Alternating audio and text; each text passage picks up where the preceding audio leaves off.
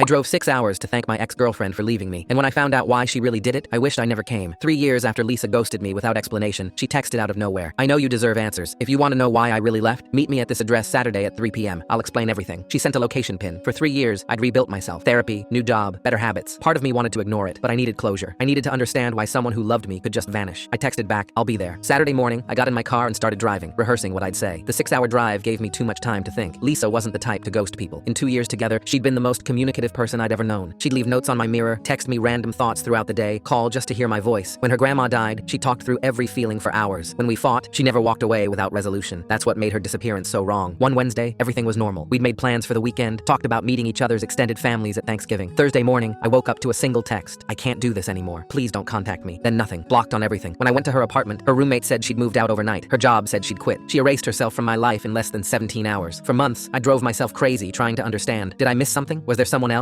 Her friends wouldn't talk to me. Her sister hung up when I called. Eventually, I had to accept I'd never know, but I never really accepted it. Late at night, I'd replay our last conversation, looking for clues. There were none. She'd been happy, making jokes about my terrible cooking, planning our weekend hiking trip. There was no sign. Therapy helped me move forward, but it didn't answer the question that haunted me. Why would someone who communicated everything suddenly communicate nothing? Now, finally, I'd get my answer. I'd thank her for the growth that came from the pain, tell her I'd moved on, and walk away with closure. I pulled up my GPS to check the arrival time. That's when I really looked at the address for the first time. A hospital. Ice flooded my veins. The GPS directed me to the main entrance. I parked in visitor parking, hands shaking. Why a hospital? Was she sick? Had she been sick 3 years ago? I walked through the sliding doors into the sterile lobby, following signs until I reached the emergency room wing. My phone buzzed. Lisa's text. Room 164. I'm here. I found room 164 at the end of a quiet hallway. Through the small window, I saw Lisa sitting in a chair beside a hospital bed. She looked different, thinner, tired, older than 3 years should have made her. She saw me and stepped into the hallway, closing the door behind her. Thank you for coming, she said, her voice barely above a whisper. Lisa, what's going on? Why are we? That's my mom, she said, nodding toward the room. 3 years ago, a man started following me. At first, I thought I was paranoid. Then he started leaving notes on my car, pictures of us together, you and me, with your face scratched out, threats about what he'd do if I didn't leave you. My chest went hollow. Why didn't you tell me? We could have gone to the police. I did go to the police. They said without direct threats against my life, there wasn't much they could do. So I left to protect you. I thought if I disappeared, he'd leave you alone. Her voice cracked. 7 weeks ago, he broke into my mom's house, put her in a coma. She woke up yesterday, but the doctors say she'll never fully recover. Lisa, I didn't bring you here to thank me. I brought you here because the police finally identified him. I wanted you to see his name before I pressed charges. She pulled out the police report and flipped to the last page. My blood turned to slush. The name staring back at me. Barry, my roommate. The guy who'd moved in 2 years ago after answering my Craigslist ad. The guy who made me coffee every morning and knew my entire schedule. Lisa's hands were shaking. Do you know him? I couldn't breathe. He lives with me. Full story linked below.